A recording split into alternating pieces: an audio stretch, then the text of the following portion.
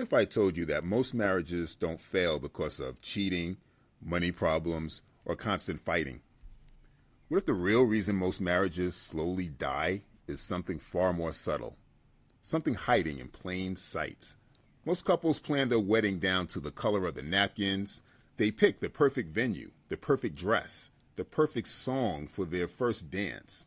But almost nobody plans their actual marriage.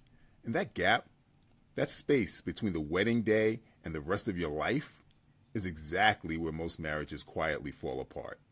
I'm Dave, and this is Married on Purpose, the channel where we don't just talk about surviving marriage, we talk about building one that actually means something.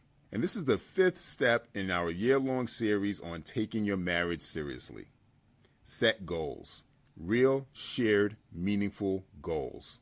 Stick with me because by the end of this video, you're going to see your marriage in a completely different way.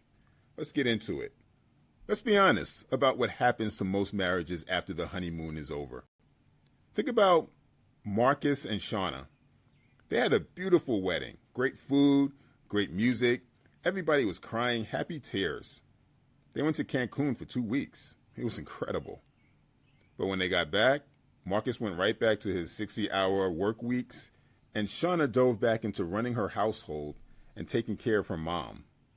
2 people living side by side, but not really building anything together. Sound familiar?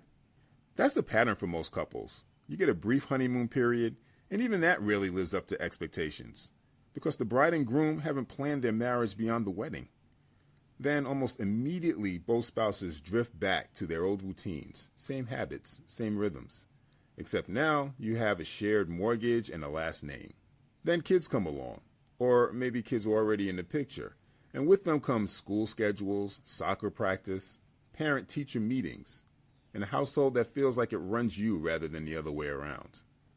Then one day, and research puts this around the 7-year mark, one or both spouses wakes up and thinks, is this it? Is this really all there is? Discontent sets in.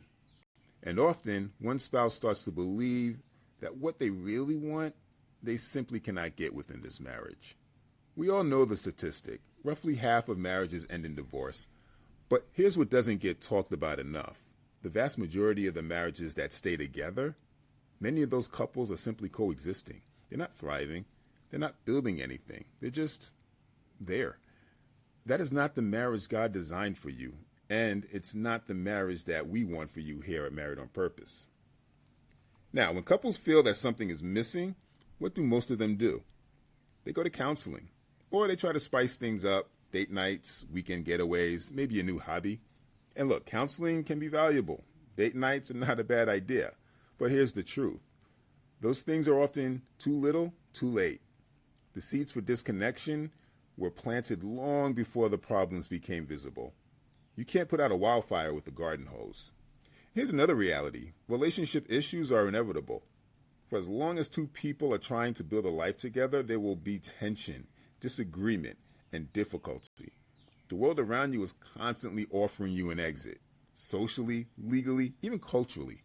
Divorce has never been easier to pursue than it is today. So what's the answer? What makes a couple push through the hard seasons instead of looking for the door?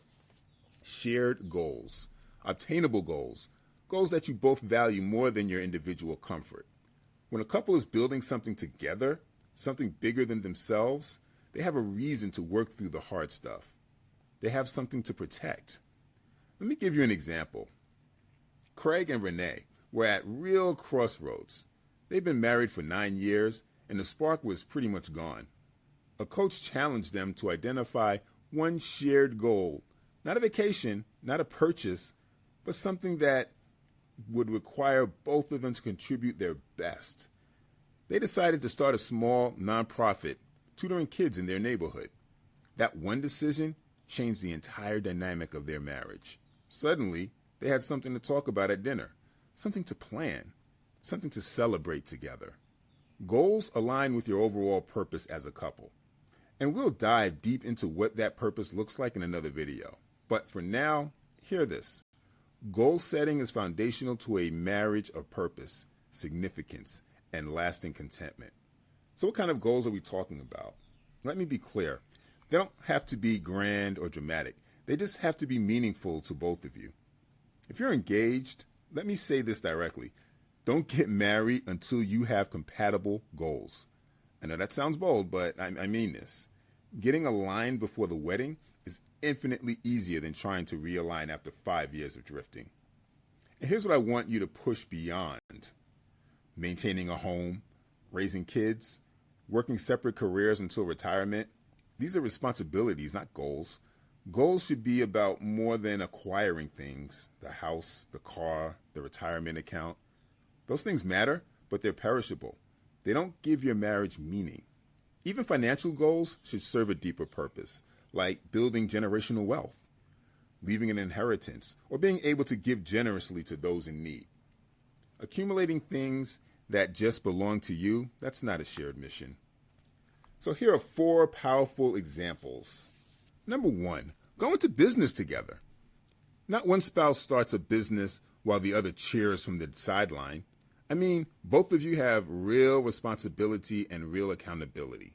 Think about what it would do for your marriage if your professional success depended on each other. That's a partnership. Take Tony and Lisa. Tony was a great chef and Lisa had a background in marketing. For years, they talked about opening a restaurant together. But Tony kept running with it alone. When they finally restructured it as a true co-partnership, with Lisa managing the brand and Tony running the kitchen, the restaurant thrived, and so did they. Number 2, volunteer for a shared cause. Find an organization or a cause that genuinely moves both of you and commit to it together. Service has a way of getting a couple out of their own heads and into something bigger. When you're serving side by side, you see each other differently. Michael and Sandra started volunteering at a family shelter together every other weekend. It took them out of their routine, gave them shared experiences, and if I'm honest, made their own problems feel a lot smaller. Number 3, shared fitness goals. Weight loss, overcoming a chronic illness, training for something together. These create daily accountability and daily partnership. The healthier you are physically, the more capacity you have to pursue everything else. This is one of the most underrated goals that a couple can share. Number 4, take a journey together. Not just a vacation, a journey. Something that expands your knowledge, challenges your assumptions, and broadens your experience of the world. It could be a mission trip, a cross-country road trip with a purpose, or immersing yourselves in a culture neither of you have experienced. Experiences like these bond people in ways that staying home never will. Now, not all goals are created equal. Here's 4 ways that you can set goals that actually move the needle. First, balance your ambition. Goals should stretch you without breaking you. If the goal is so big that you don't even know where to start, you'll quit before you begin. But if it's too easy, it won't challenge you to grow. So you need to find that sweet spot. Second, break them down. Every big goal needs smaller milestones, measurable, achievable steps that keep you moving forward and let you celebrate progress along the way.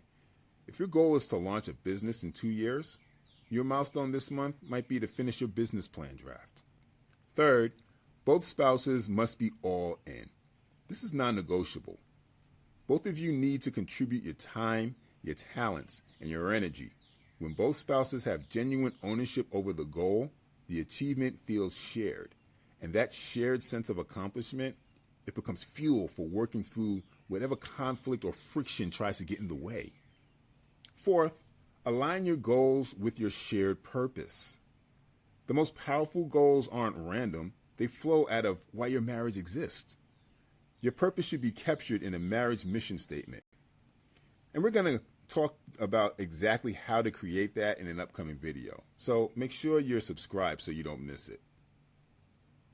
If this resonates with you, if you know that you and your spouse need more than motivation, you need a structured pathway, we have a marriage coaching program built specifically to help couples identify their shared purpose and then build a marriage around goals that fulfill it. Go to daveanddarry.com to learn more and schedule a consultation. Whether you're newly married, engaged, or 20 years in and ready for something different, We would love to walk you through this. So let me leave you with this. Don't rely on romance to hold your marriage together. Romance is wonderful, but it's not a foundation. It's a feeling. Feelings fade. Purpose endures. Don't heap that responsibility on your children either. Your kids should be a blessing in your marriage, not the glue holding it together. That's too much weight for them to carry. And here's the truth. You'll likely deal with relationship issues your entire married life. That's not pessimism. That's just the reality of two imperfect people building a life together.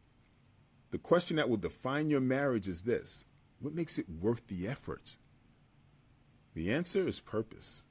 Shared goals, achievable, measurable, and significant goals that require both of you to show up and contribute your best. Goals that are bigger than either of you individually. When you build a marriage around something that matters, watch what happens. Not just to your relationship, watch what happens to the people around you, your kids, your community, your legacy. The goal of marriage was never just your personal happiness or comfort. It's for something far greater, a purpose that goes beyond the individual needs of either spouse. And together, you can build a life of genuine significance. Every trial you've endured, every conflict you've pushed through, every sacrifice you've made, it will all be worth it. This is what it means to be married on purpose. If this video added value to your marriage, please hit the like button right now. It helps more couples to find this content. And if you haven't subscribed yet, do it now. We're releasing new content every month to help you build a marriage that is intentional, meaningful, and built to last. For marriage coaching, resources, and more, visit us at daveanddarry.com. We're here to help you build the marriage that you both deserve. Until next time, be intentional, be purposeful, and stay married on purpose.